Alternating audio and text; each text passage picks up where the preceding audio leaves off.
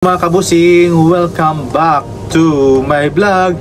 So for today's video nga mga kabusing, ang pag-uusapan natin ay ang Mr. International mga kabusing sa kanilang national costume, na kung saan ginanap nga kagabi pa mga kabusing yung kanilang national costume. At syempre sa lahat po ng mga kandidato mga kabusing, 14 nga lang mga kabusing, for me yung mga nag-stand out mga kabusing. At syempre sa Wadikap, Kapungkap at Salang Alaytong po dyan mga kabusing. At maraming salamat po for tune in my YouTube channel. At syempre huwag na natin patagal mga kabusing ang mga nag-stand out nga dyan sa Mr. International National Costume mga kabusing ang pag-uusapan natin. At syempre andyan na nga dyan si Mr. Indonesia mga kabusing, na kung saan yung kanyang national costume ay mayroon siyang espada. At syempre yung katawan talaga yung nagpa-emphasize sa kanyang mga kabusing. When it comes sa kanyang national costume, ang ganda mga kabusing niyang kanyang pag-execute ng kanyang national costume. At syempre hindi rin dyan nagpahuli si Japan, na kung saan yung kanyang dinalang national costume is ang kanilang culture nga mga kabusing. Ang ganda, very Japan talaga yung kanilang pinakita. Siyempre yun talaga yung kanilang culture mga kabusing when it comes sa kanilang kasuotan niya. At hindi nagpahuli si Nicaragua, na kung saan gusto ko yung kanyang sentro mga kabusing, yung parang may sentro siya. Napakaganda mga kabusing, naka-flawless talaga yung kanyang performance doon ni Nicaragua. At syempre andyan din si Vietnam, na kung saan ang ganda ng kanyang national costume. At syempre yung meron siyang sa taas ng ulo mga kabusing, na ang ganda nga mga kabusing. Very captivating yung kanyang national costume ni Vietnam. At syempre andyan din si Myanmar, na kung saan gustong gusto ko mga kabusing yung kanyang national costume, kasi culture talaga nila yung kanyang pinapakita. At syempre ipagmamalaki sa buong mundo yung kanilang national costume sa kanilang bansa. At syempre ganon din mga kabusing si Korea, na kung saan yung kanilang national culture din sa kanilang kasuotan, yun talaga yung ibinandera ni Korea, yung kanilang kasuotan mga kabusing, para ipakita sa buong madla yung kanilang kagandahan ng kanilang kultura ng kanilang kasuotan nga mga kabusing. At syempre andyan din si Nigeria, na kung saan maganda rin yung kanyang national costume, yung sa taas ng ulo niya yung may tatlong talagang ulo. Kaya yun sa akin yung caught na attention sa akin, yung national costume ni Nigeria na may tatlong ulo sa taas ng ulo niya.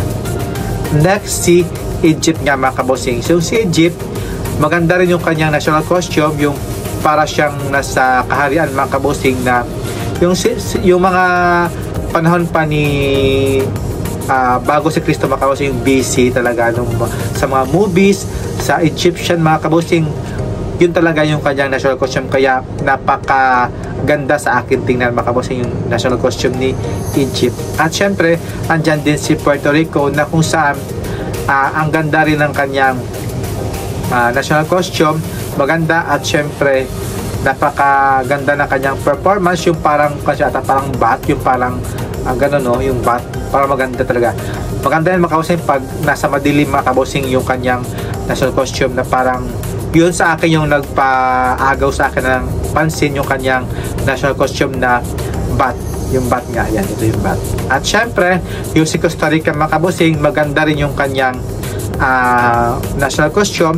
Pasok na pasok sa akin sa mga si Costa Rica, ang gwapo rin yan, maganda ng kanyang hubog ng katawan dito. At syempre si Philippines nga mga kabusing, hindi dito nagpahuli, kasi yung kanyang kasuotan is parang King of the Orient Pearl nga. So siya dito yung king dito mga kabusing.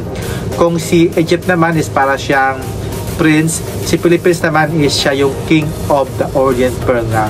Meron siyang corona, so bagay na bagay talaga si Kurt Bonta dyan sa kanyang kasuotan, sa kanyang national costume. Siya yung king talaga, king ng Mr. International. At syempre si Mexico mga kabusing, ang ganda rin ng kanyang nito, yung parang may lizard sa kanyang katawan, yung sa kanyang kamay.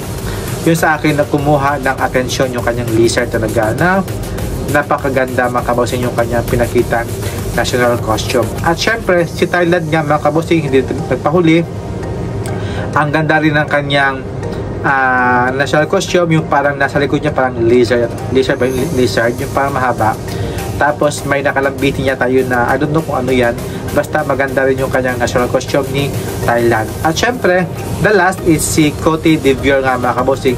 Maganda rin yung kanyang national costume, yung kanyang gold sa kanyang katawan, very captivating nga mga kabosing. At syempre, binigay naman talaga yung kanyang performance dito sa kanyang national costume, kaya pasok na pasok sa akin ang kanyang national costume. Kaya mga kabosing, ito yung mga nagbigay sa akin na magandang performance, yung sa national costume, yung 14 kanilis nga mga kabosing sa kanilang performance nga ginanap kagabi sa bansang Thailand at syempre sa hotel yan mga kabosing. Kaya pasok na pasok sa akin ito yung mga national costume ng mga kanilis nga mga kabosing, like si Indonesia, Japan, Nicaragua, Vietnam, Myanmar, Korea, Nigeria, Egypt, Puerto Rico, Philippines, Costa Rica, Mexico, Thailand, and Cote d'Ivoire nga mga kabosing. So what do you mga kabosing? Sino mga kabosing yung nag-stand out sa kanilang national costume? Please comment down below at syempre, please subscribe. At thank you for watching and see you in my next vlog. Keep safe po. God bless and syukran mga kabosing and kapong kap. Bye bye. God bless. Mwah.